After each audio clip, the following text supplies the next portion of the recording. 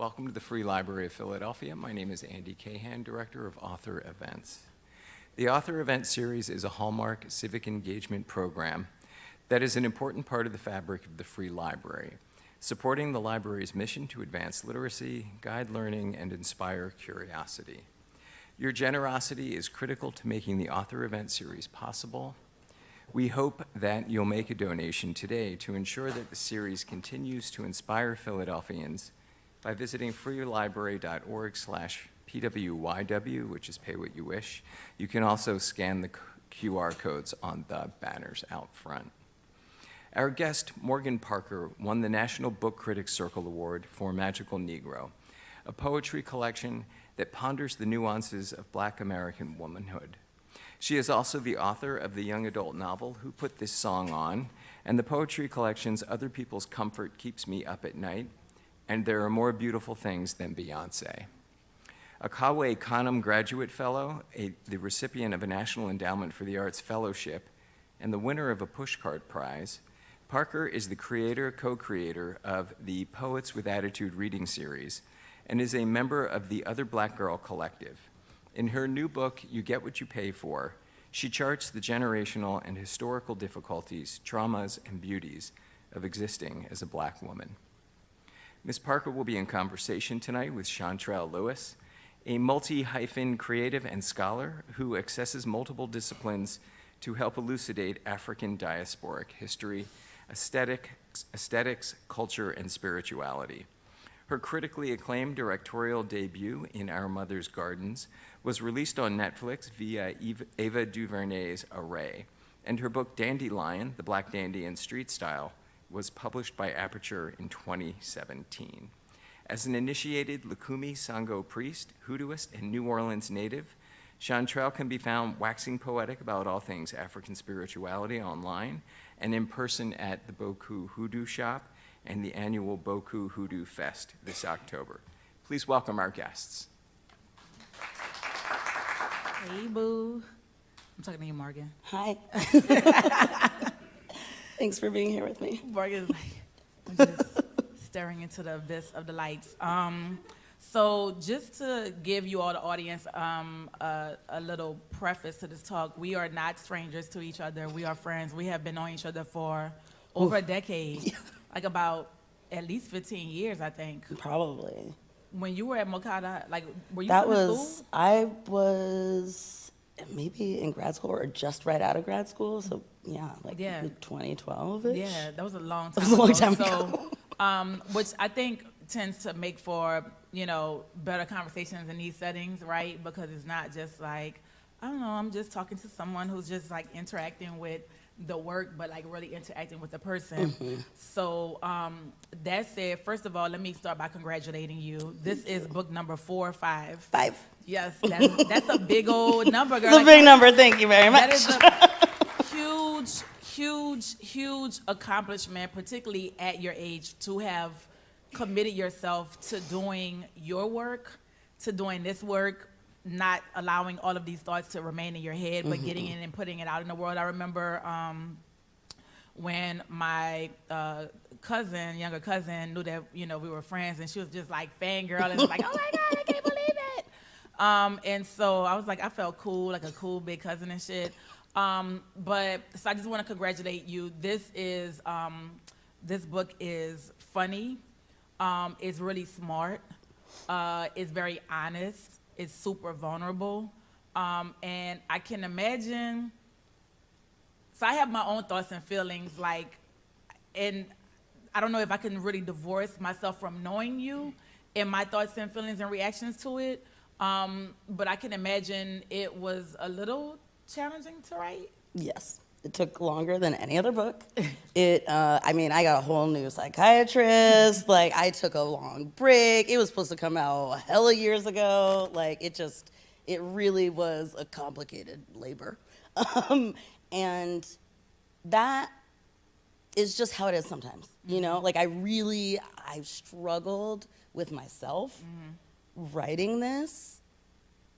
And at some point, I just had to, kind of relinquish and let myself catch up in order to make the book instead of just kind of like hounding myself about why the book wasn't happening and why I couldn't just like push through. And I think I've always written very vulnerable, honest. I've written about most all of these themes, you know, in all of my books. So it wasn't, I was kind of like, I don't understand why I can't do this. It is my first book of essays, and there's something about the form, the personal essay form, that is vulnerable in a different kind of way. Right. I mean, my young adult novel, though, it's like fiction, but like the character's name is Morgan Parker. So it's not like this was right, really, right. yeah, but there was something. I also think, you know, writing about mental health, someone was telling me yesterday at my event that like, it just seems like you've understood it and you've gotten past it. Obviously, you live with depression, but you're through it, sort of thing. If you can write about it in this way, Right. that is no, not even close, you know. Right. And there's something to writing about the worst times of my life and the most depressed times of my life while going through probably like the second worst times of my life. But that's not, and you know, not necessarily wanting that to come into the writing, sometimes wanting to allow it to come into the, you know, like where is that line? And for me, when I'm depressed, I have a lot of trouble trusting myself, obviously, my instincts. One thing that always grounds me as a writer in craft is always like coming back to my instincts. But when your instincts are telling you to die, you don't want to trust that instinct. I'm like, we're going right there, question number one. But that, I mean, that was the hardest part of writing this book, was that I just really, I'm usually such a good self-editor, and I usually try to put all of myself into each piece, but it felt at times very dangerous to do so. And that also, a lot of this was during, you know, going through a pandemic, and I had moved across the country, so I didn't have my usual support around me.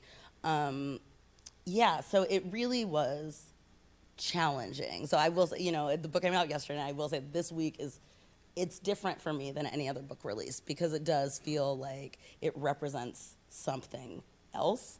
An accomplishment, yes, but it kind of encapsulates a period that was at times very dark.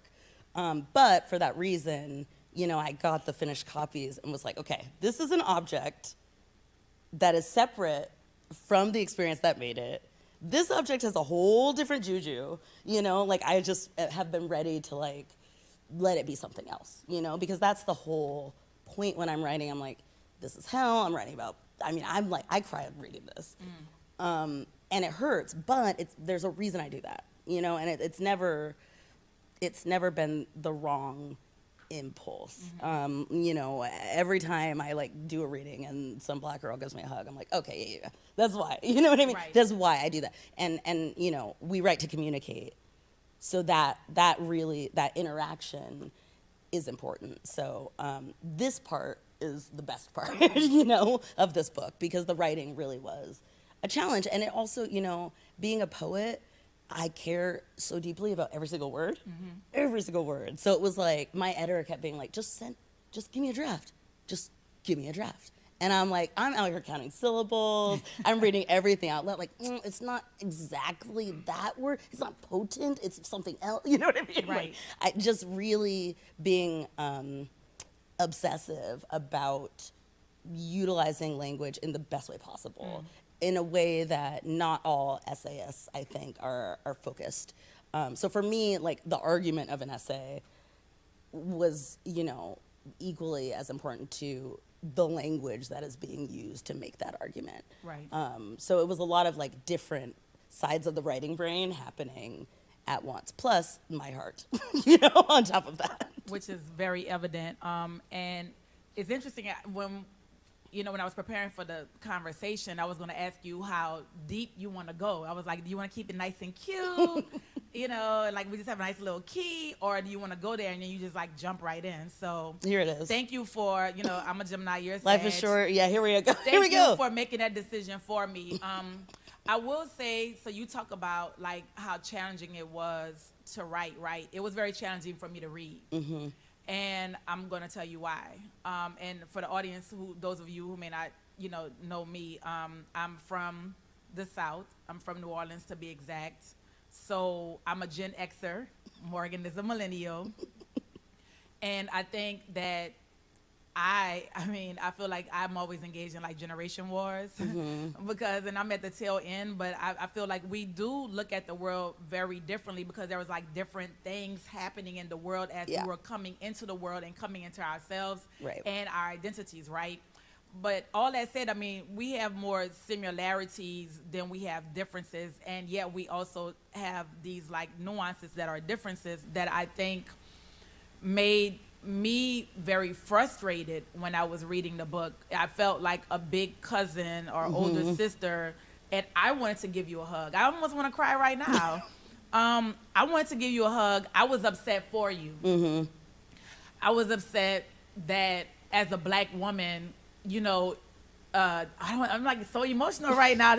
I was not expecting this. I'm sorry. No, but I mean, it's clearly. It's real. It's real. Yeah.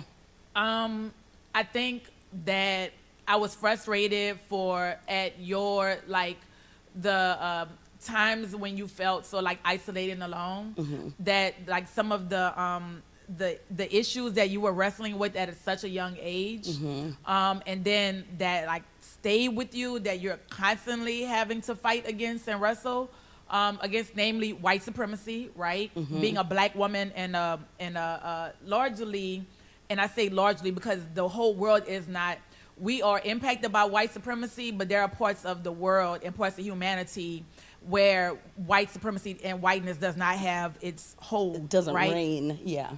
And so, but it made me very frustrated for you, right? Because there were parts of this that, I mean, you definitely let us in, invited us into, like, some of these, like, the dark recesses of your mind and this level of vulnerability.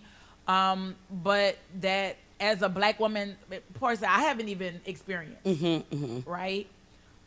Because unlike you, I grew up in New Orleans, which is predominantly Black, and you talk about New Orleans cultural wars. We're going to get into that in the book without naming it. I was like, oh. I know, I meant to just be like, oh, by the way.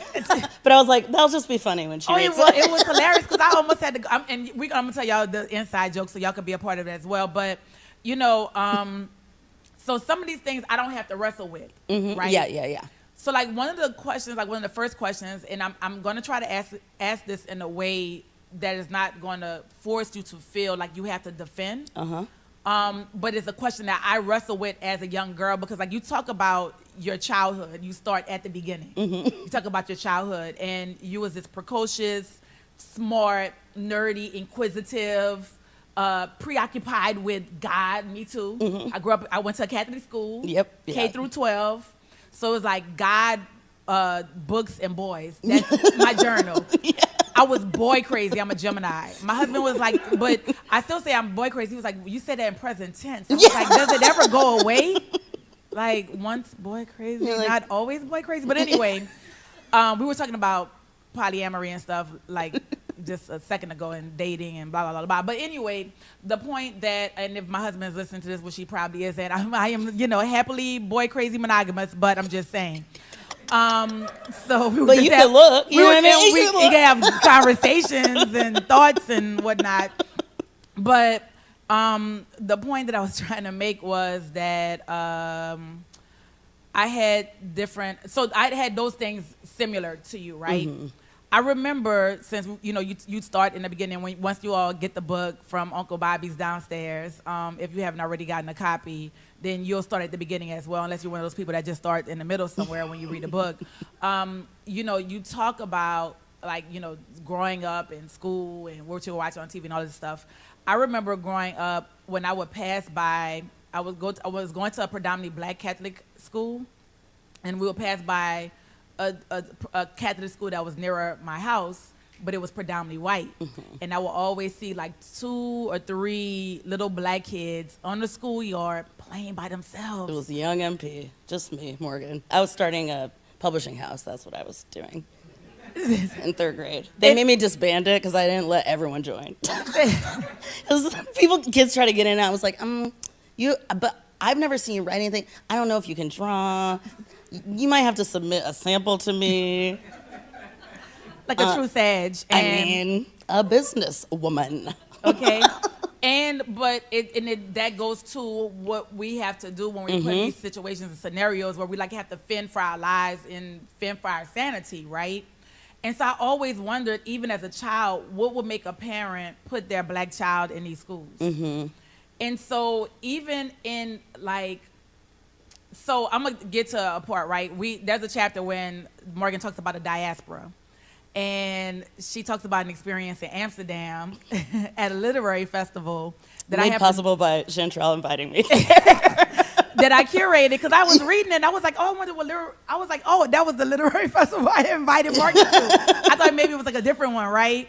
And she, you know, she doesn't name us, but clearly, you know, she's like, you know, friends from New Orleans and the Bronx and all these places, and she talks about how we get into conversations about like not even diaspora wars, but she talks about that, but also like black wars within the U.S., right? Like whose city is the blackest? Right. Because I'm from New Orleans. I'm like, ain't no city in the U.S. blacker and more African than New Orleans. Yeah. And then you have like, you know, folks in Chicago and they were D.C. upset. and like, and you know, there was actually like a real heated argument that took place between two writers who were both from Louisiana. Meanwhile, there's all these Dutch black people that we're connecting with, but we're all white. Right. It's just like getting into these conversations, but like, I mean, so, and you said, and then here I am in the Netherlands, I'm feeling othered, right? And just for context also, I've been doing work in the Netherlands for like the past, like long time. So I'm going back and forth to like look at black Dutchness and relative to black U.S.ness. And I've learned a lot being in that context, like, oh, the hegemony that exists even within Afro-America. It wasn't until I went to Washington, D.C., to Howard University, though, that I did understand how nuanced blackness is, right? And so I'm saying all that to say, just to give y'all context, like, I noticed your frustration, and I feel like, damn, like you felt othered in that space, even in that conversation, because you were like, what about like black girls like me who grew up in Southern California who can't claim this type of identity and proximity to blackness because of my experience? Well, what about me? So I'm less black. You know what I mean? It's like, oh, okay. But that's not, we can't go off of geography that way. You know, it's difficult. And I think it's something that we don't think about a lot. It's something that, you know, Western blacks have to think about, because there is a lot of, because we're so starved for ourselves, that we're reaching for these things to claim. You know, we're reaching for, yes, this is, here we go, free blacks, here we go, you know, we got true traces of Africa. Ain't none in the California suburbs, you know? I'm not being able to like reach down and find myself anywhere there. But that's just where I was born. You know what I mean? And I think there's something about, obviously all black people want to claim blackness. So we can't couch it, of course, in location. You know, blackness has never been contained in that way. But there's a desire that we all have. So it's like we all want to have some kind of supremacy, you know, over blackness. And it is a thing where I've had to, the other part is, you know, being raised and, you know, among so many whites is I've already struggled to claim my blackness, right? Especially because, you know, I'm growing up, it's colorblind. You know, you're not black, you're Morgan. So I'm already struggling to find my own ownership, right? So even getting older, moving out, I'm like, I live in Bed-Stuy, you know what I mean? But it doesn't matter because I don't have this sort of claim. And yeah, that experience was just so interesting to me because there was real pain. There was a real pain. And I understood it, but at the same time, I was like, we're all feeling that same pain, just like in different kinds of ways. It's not about each other. And it was really striking to me the ways that we were able to have these really cool, in-depth conversations with Black Dutch writers. And yet when we seemingly have more in common as Black writers from the US, we felt more kind of separate. And, you know, I mean, that's often why I'm like, this is why we can't have revolution. You know what I mean? But usually we think of it as a white supremacist thing that's keeping us separately. Right. But there's an internal thing that often keeps us splintering off, you know? And that's something that have always been interested in. And like, yeah, I don't know. I want to apologize and for the group, right, for just that you had that experience. Because for me, I think I went to the Netherlands and it really had me realize my black privilege. Sure. Being able to go live in a city where there are not 1, 2, but 3 all black Catholic high schools. Yep. Yeah. Right? Where like I can go to like a private schools and be around all black kids. That is a privilege. Yep. Going to Howard University, you know, like to me, there is no institution higher than no Harvard, no Princeton, no Penn can even touch Howard because of the level of dynamism and diversity that exists with even Black America. That is the holy grail for me. That's the Mecca. Then coming to Philly, another black city where, by the way, my ancestors apparently lived in the late 1700s here. Wow. Their son, one having been born free in Philadelphia, one came here from Haiti during the Haitian Revolution. Their son went down to New Orleans and became U.S. diplomat to Haiti under Frederick Douglass. And then the mother of the woman who came from Haiti, she was born in Africa in 1764. Wow. Found that out. Last name, same thing, Wow. Lewis, lived here in Philadelphia. So I feel like I've walked through the world having a sense of identity because of my genealogy and looking at, this is what black privilege looks like, right? Most of us do not get that. You know what I mean? And is it most of us? So that's the thing that I want to push back on, because like one of the questions I wanted to know, like who is your audience for this book? Like, is it like black people like me, who you're saying most of us don't have this experience? Is it like the awkward black girl in the room? Like, I see you, I know you, right? Is it white people? Is it like all of us? Like, who's your audience? I mean, firstly is always me. You know, firstly is always me. Like, there's always gonna be like weird inside jokes in my book that are just for me. Like, no one's gonna laugh. It's just like I hear it in my voice as a joke to myself, and it's usually about me working something out for myself. You know, then it's like people who maybe have had similar experiences to me or are curious about experiences such as mine, you know?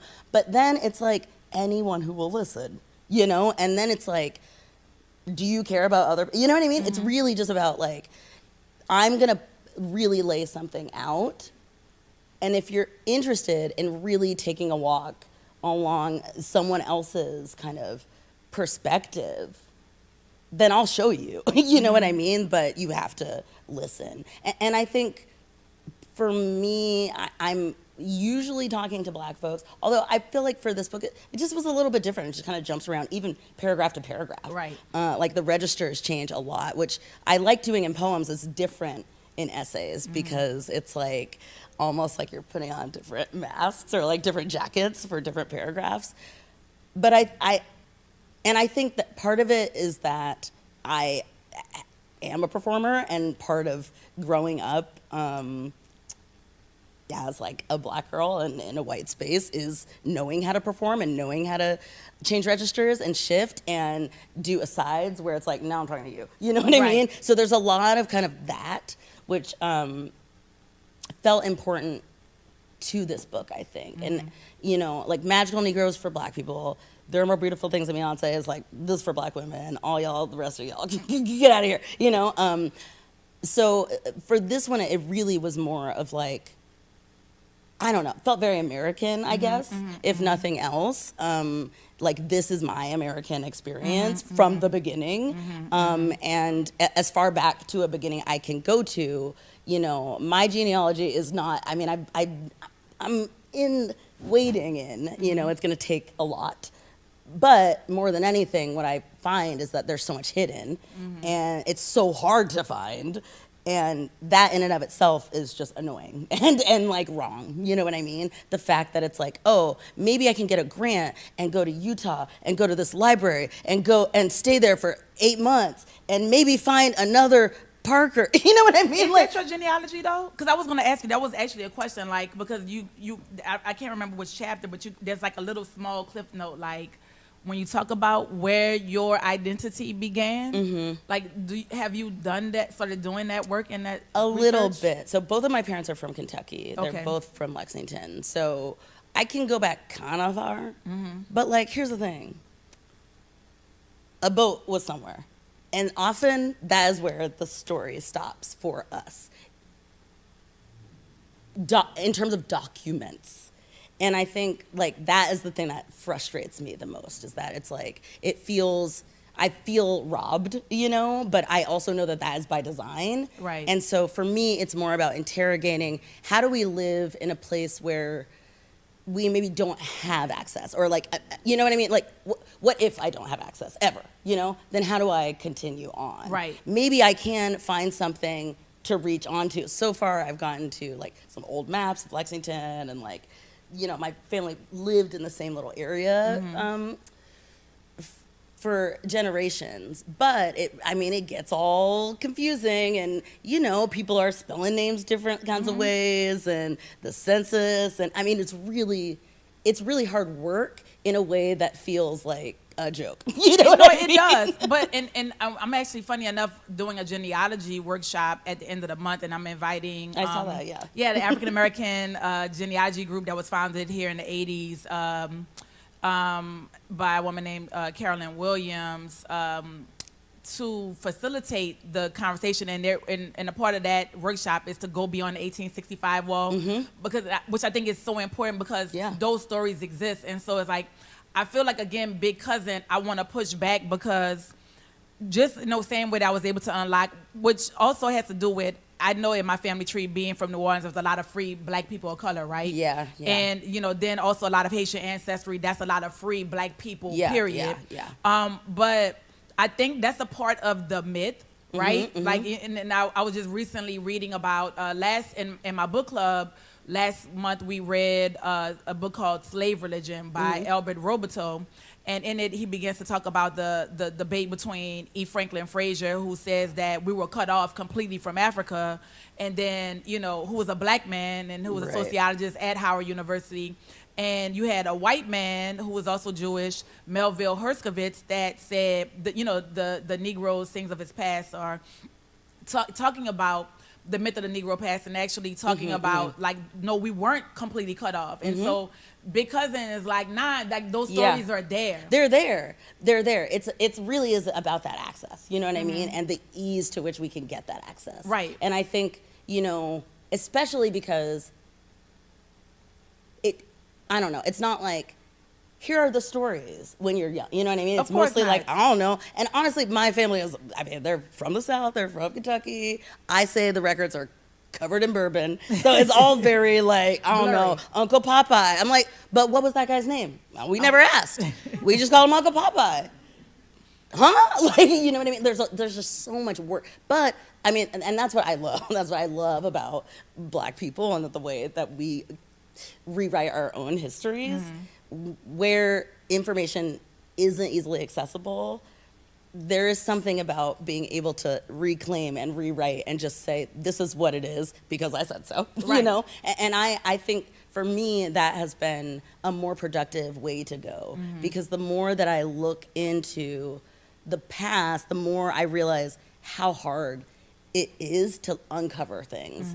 And that just frustrates me and pisses me off, because I know that that's by design, and that's like on purpose, like it's being hidden from me. So then I just kind of want to interrogate the need for documentation. You know what I mean? So there, I'm like in between, you know, like the research nerd of me, but also being like, who cares? You know what I mean? And you brought up, that was something you talk about in the book, where I don't remember which chapter it is, when you're talking about, like, I don't know if you were in conversation with a white boy or talking to one, and you're like, and he can name all of these resources, right? And you're like, but I just feel the thing. But just because it was almost like your feelings were negated. But I'm like, but that's African. It is. That's African. And so I'm like, there was so many times that I'm like, but But that's the African aesthetic. That's what it means to be African-centered. And so there's actually one part I want to read. It's from A Bale of Cotton, for example. Poet, essayist, and activist June Jordan wrote that Black America embodies the extreme questions of freedom and identity. How can I be who I am? Not who I am. Who am I? I think it's important there's a verb involved, that the question of existence is welded with the question of allowable action. Not how can I be, but how can I be myself? She writes, we mean to rescue the person from the amorality of time and science. The amorality of time claiming to be linear, which I'm inserting white supremacist European construct, right? And science sending our bodies to zoos. We mean to rescue personhood from the boat, rescue the person from the damage incurred in the rupture. Colored people time, this is you, however, its roots have been cut or rotted, is an homage to our pre-American Black sensibilities. And I'm like all in the margins, like, yes, like, right? Yes. Colored people time, African time. Getting there when you get there. Going home when the court lights come on. When I asked my mom my birth time, she told me a little bit before dinner time. So I filled out forms and wrote a check to get an official copy of my birth records. If the astrological implications of an exact timestamp weren't important to me, it would have been a waste of money. I was born at 4:23 p.m. We tell time how we need to. When we say tomorrow, we mean a whole lot more than that. And then, like, skipping down, you say the consequences, and you're quoting, you know, Jordan again, of Black miracle in white America, writes Jordan, all of us hunt identity.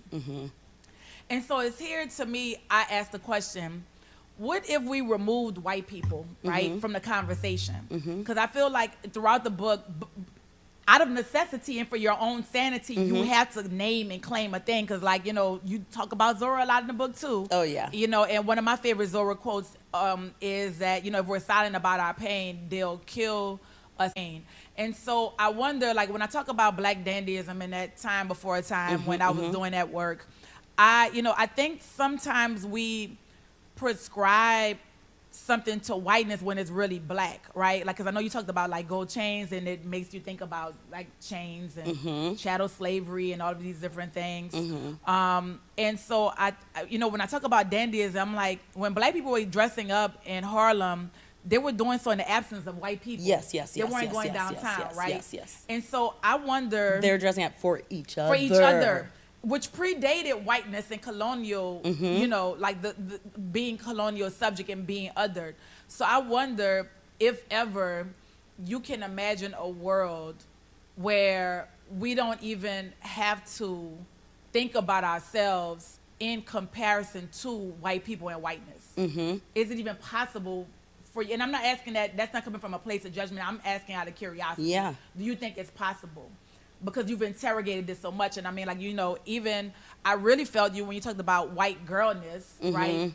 But it also made me frustrated for you as well, because I'm like, the shit that makes you dope. I know. You should have never even had to question. I know. I hate it too.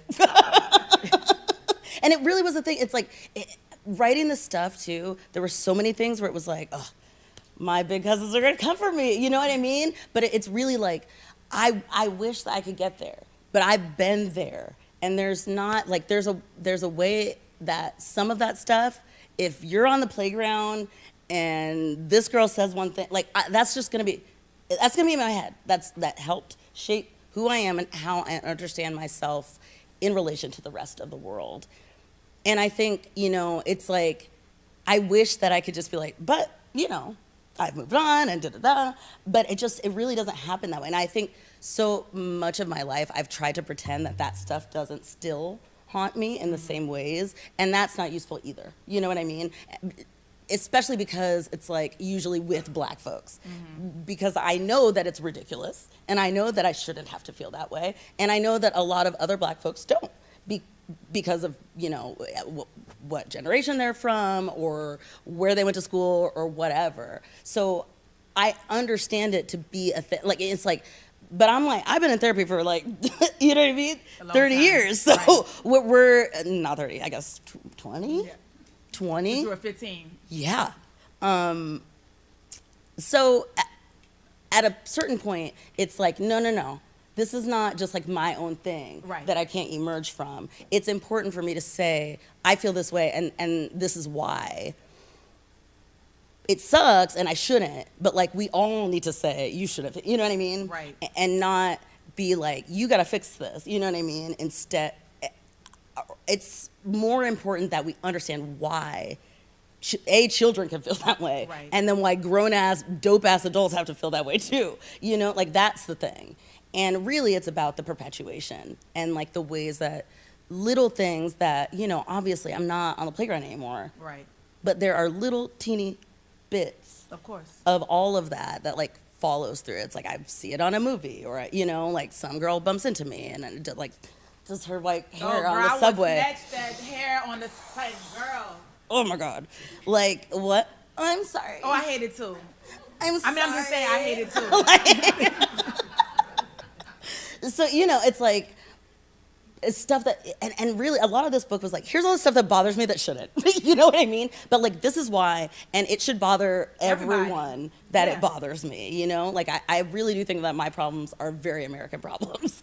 And that feels empowering to say. Absolutely. Because most of my life, I have felt that my problems are my problems. Yours alone. Mm-hmm. And to that point, you talk about, and we don't have to get into the dating conversation because, you know, to be a black woman dating in America, and I'm saying this even as a married black woman who's married to a black man, very black Nigerian man, is a hot ass mess.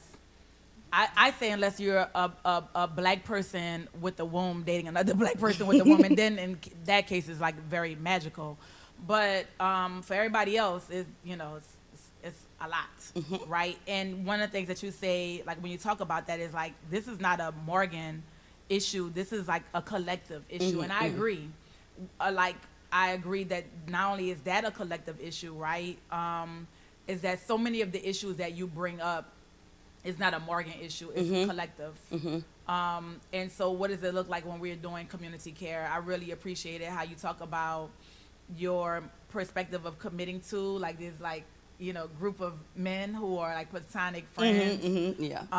With the husbands. Right. And men and non-binaries and all kinds of, I mean, everything half are married. There's like 3 husband babies, I think, at this point. I'm just an auntie to many. But I love just in that moment, like, although brief, like, that agency and that power that you're claiming for yourself, while even identifying like, this is still a struggle and this is a real issue, and I want something else for myself. And so, and I think you put it back, you know, again, as opposed to like turning the lens on yourself, you're turning it back outwards, right? What you do throughout the book is like, you're turning like, instead of it's like me, black girl with mental health issues, right? You know, I got to figure out by myself and spend all this money on therapy, which I absolutely think is important, by the way. But you're turning the lens back onto American society as like, I am also a product of you. Why am I here in the first place? You know what I mean? I think, you know, being a young black teen diagnosed with depression, obviously, you know, in white school, and it was like a secret, even like with our family, it really was never something that I felt allowed to interrogate as a cultural situation, you know? And instead, it really was like, something is wrong with me. Like, I have a disease, and so I just have to take these pills, and I have to, you know, go to these appointments. So it has been, and I think that's kind of like almost like the case study for the rest of the book, of like me getting older and being able to look back and at all the things that I thought were my fault and kind of undo that, kind of like unbraid everything and see, and, you know, bring it back to the beginning, which is usually just like, oh, slave ship, there we go. That's how we got here. You know, like, it really was something long before me. That has been really powerful. But to your point, the other part of that is, you know, tracing so much trauma back to the slave ship. And then, you know, the other part of the book is tracing even further back, right? To our agency and Africanness. Right. So both are necessary, you know? It's like you have to trace back in order to then be like, wait, there's before, you know? Because so much of our identity in America is our American identity, right? Not just like our identity. So usually we're pointing things back to when did we get here and how and, you know, in whose chains. But then there is something, we were alive before. So I think the book kind of became this way of, yes, reaching back and always just kind of like hitting the wall of the slave ship.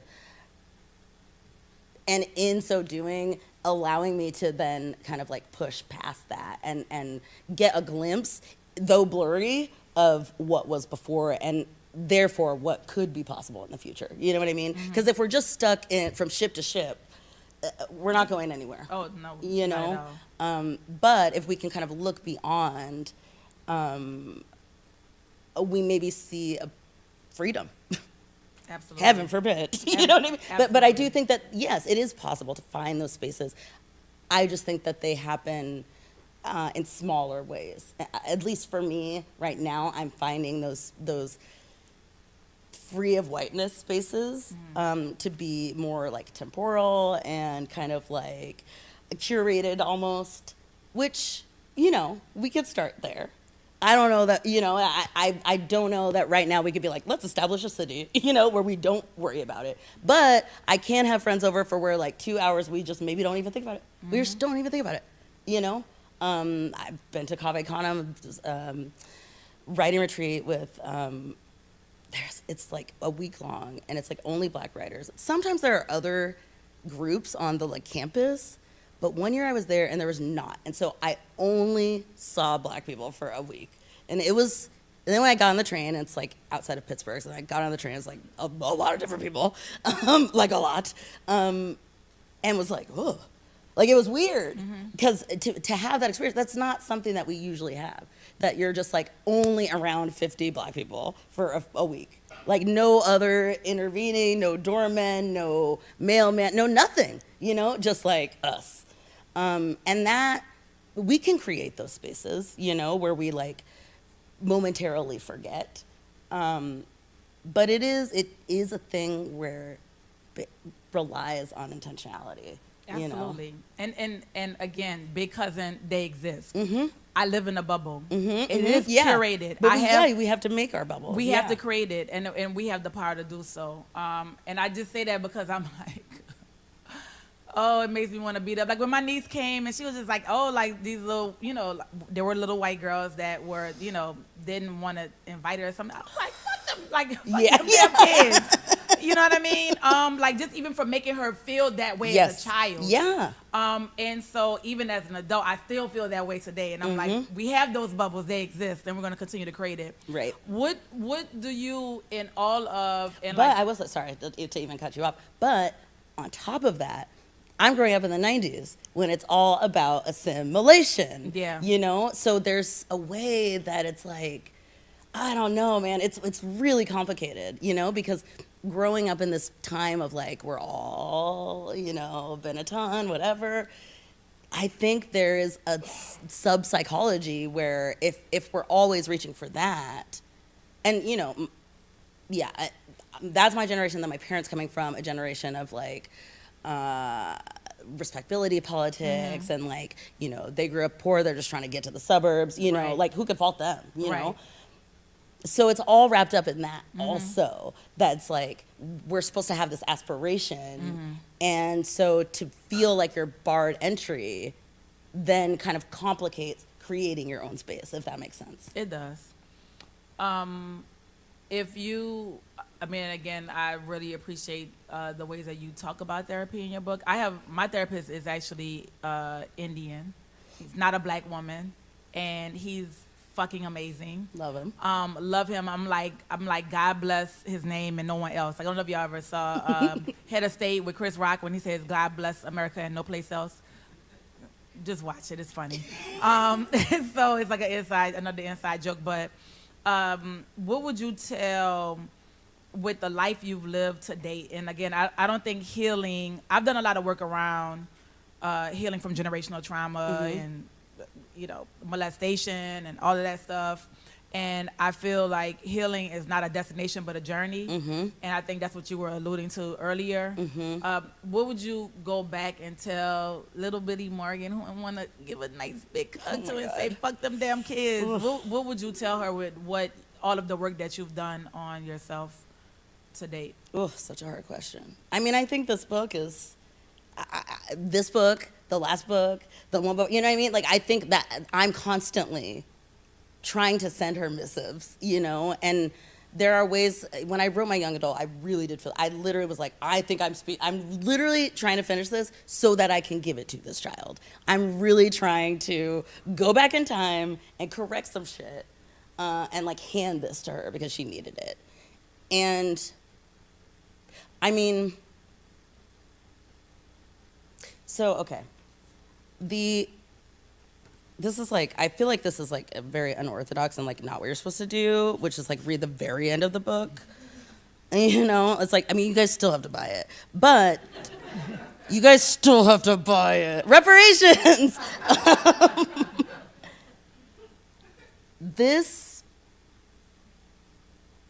I mean, I changed the order of this book a lot. It was really a weird process of putting it together, but the last essay, changed, but the last piece of it I knew was going to be the end for a while. So there was a way that I was writing toward that kind of statement or conclusion and like trying to earn it. And I think as I was, you know, writing toward that, that kind of became the destination and the like internalizing and believing and, you know, signing off on that became like the personal destination and the destination of the book. But yeah, this is just 2 cents. This poetry we make from our own ashes and myths is an art of survival and glory too. So yeah, just that. I think part of it is like looking back, understanding my trauma as connected to things, but also understanding my glory as inevitable. You know what I mean? As predestined. That I think is, we don't get to hear or say that enough, you know? So I think for me, that was really the story here. I think also, you know, the acceptance to feel the pain of that trauma, but with that acceptance of that pain comes the acceptance of the glory, you know? So for me, it's a hope that those two things can happen simultaneously, you know? That through looking back and claiming the hurt, we can also claim what has been ours from the beginning. Absolutely. That's a way to drop a mic. Can y'all give Morgan a huge round of applause? Thank you, sister.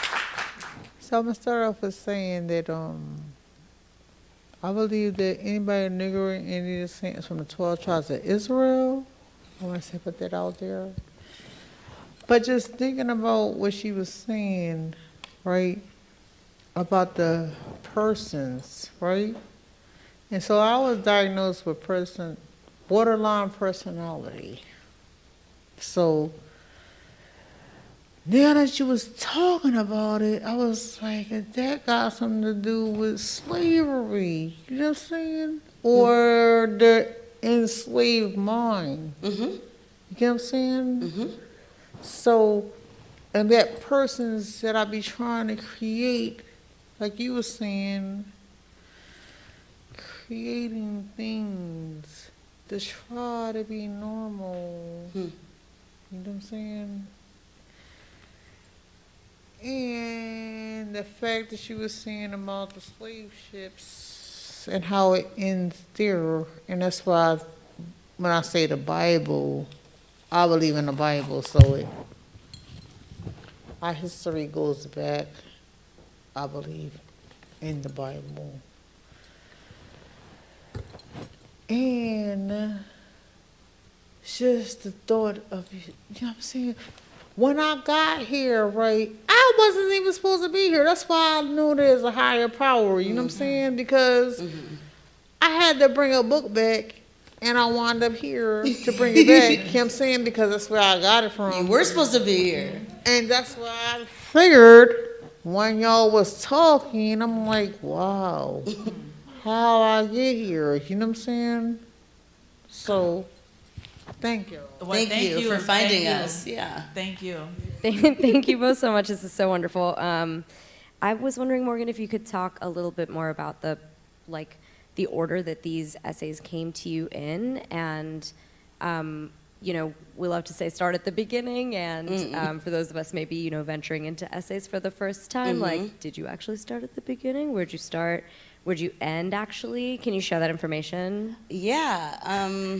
The final lines stay the final lines. It forever, was like a long, yeah. I mean, the final. At some point, I had that, and then it helped me order the book. But the book started in a few different ways. I wrote an essay that was in the New York Times in, I think, 2014, 2015. It was about, how we should have therapy as reparations. And there's kind of some notes about me being in the therapist's office and kind of understanding I've spent all this time talking about America, you know what I mean? Pay me, you know what I mean? I was supposed to be talking about my intimacy issues, but, that's delayed.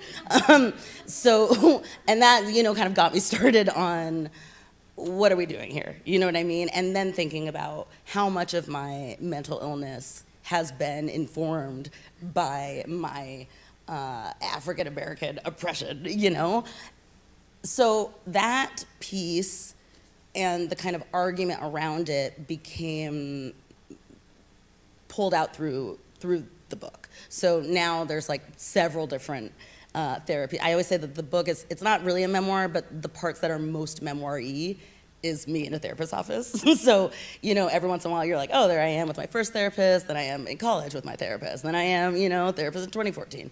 So it became a project of really trying to bring the reader along that experience of mirroring my personal psychological journey with my country's journey at the same time. So kind of giving cultural context and then also looking at how that's affecting the interior. So then it was kind of like fill in the blanks from there. And I had a few other pieces that were previously published, and none of them I like copied and pasted. They were all, I like went and did a bunch more because she can't let well enough alone. But that kind of became the project of it, the kind of skeleton of it. The other part was this idea of the slave ship as a metaphor for like a kind of economic situation that we're stuck in. And that was kind of like me watching the Big Pimpin' video and then thinking about legacies of slavery. You know what I mean? So yeah, like they're really kind of understanding the threads that I wanted to play with, and then taking those lenses to the personal essay instead of saying I'm going to write an essay about, this year of my life, and then try to find the themes therein, if that makes sense. Yeah.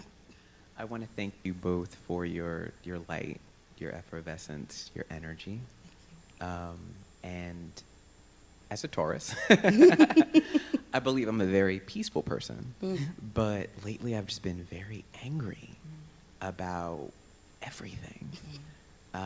Like literally everything. I went to hot yoga, that wasn't working. I've listened to Mama's Gun 1,000 times, that wasn't working. And that didn't work. Erica didn't work.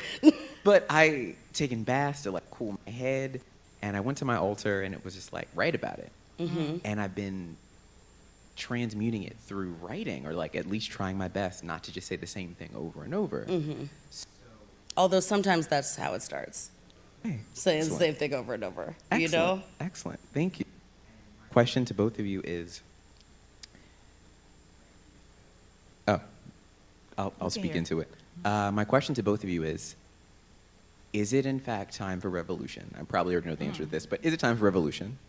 And if so, what is the role of the writer and what is the role of the healer? Excellent questions. Big old questions. I mean, I'm ready. I can't buy a gun because I'll kill myself with this. You know what I mean? Like, that is what it is. You know what I mean? I can't have a gun. So someone's got to stand in front of me with their gun.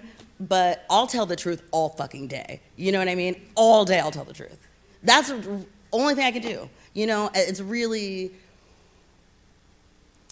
all I can do is point, you know? But that's really not an easy thing to do all the time. You know, is point to and say, look what we see right there. No, don't, like, look again. You know, I think that really becomes the role of the writer is, you know, witnessing, yes, but directional pointing, you know, look here. Don't look over there, look there, and keep looking, you know? For me, that feels like the most powerful when I'm writing and feeling like I'm forcing a reader to look at something that they don't want to. That feels like a particular type of power that could be wielded toward revolution. I love that. So what I didn't talk about was, you know, my life as a Yoruba priest. I initiated in Brooklyn in 2015 to the Orisha Shango Kawo Kabiosile, who is the god of thunder and lightning. And I feel like we have tried as strategies many things, economics, education, the arts. What we have been in, one of the things I was going to ask you, but we didn't really get to, was the role of the ancestors, right? Because I'm going to keep pushing back, and I feel like somebody has to, because if not, then sometimes we could just fall into despair. But I have seen another way of possibility through my ancestral, like, veneration, through the technology that is ancestral veneration. I am a witch. I'm a hoodooist, and we all have power. Haitians were able to win the revolution by starting off at Bois Canem with the sacrifice of a black pig to their gods, to the Loa, to these Vodou, these powers from Benin, and they asked them to give them power over and victory over who at the time was the most powerful military force in the world, Napoleon and his military. And so for me, I think without proselytizing, my role is to remind us, bring us back to ourselves, back to the traditions of what existed before those ships, what was maintained even in the bowels of those ships. Yes, that's what What what we're able to hold on to. On those plantations that our great grandmothers understood and knew, and what those greats, and when we talk about that old time religion, what they were really doing and practicing and believing, and how they were using that, like those old guys and those old ways of being and that old technology to create another destiny for themselves.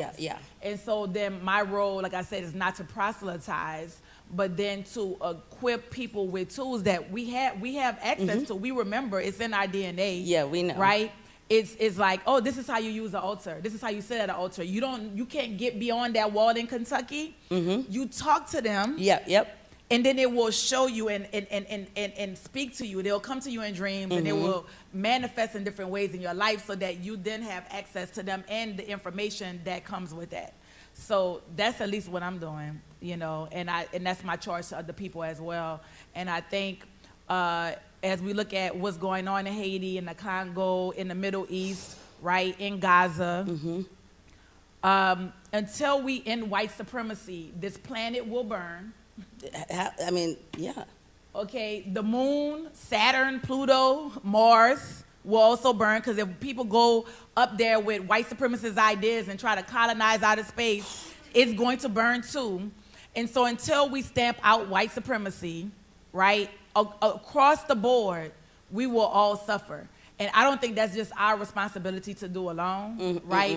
We need to be figuring it out collectively, right? Because we didn't create this mess that we find ourselves in. So folks got work to do. But as you said, it's not the first time we've been in a mess. And I do find the one thing about writing this book is that I just was always looking back. And obviously looking back and finding you know, moments of despair, but also finding we made it, you know what I mean? Of course. We surpassed.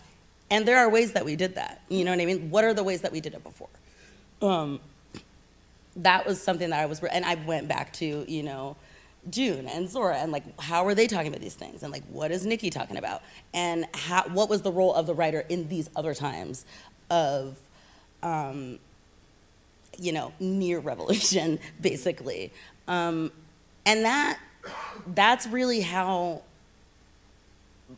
I have been able to like open myself to being, I mean, the thing is, I'm a writer, but sometimes I'm a vessel, you know what I mean? And like, there's things I've written that I'm like, I didn't write that. I didn't write that. I'm blacked out, ancestors came down, they wrote it for me, and then I just stand up and read them. You know, like, that's crazy. But that really is, it's that other thing, the knowing. So yeah, it is about like leaving an openness to be informed, right? Like, yeah. That part. So thank you. Thank you. Thank you all for coming.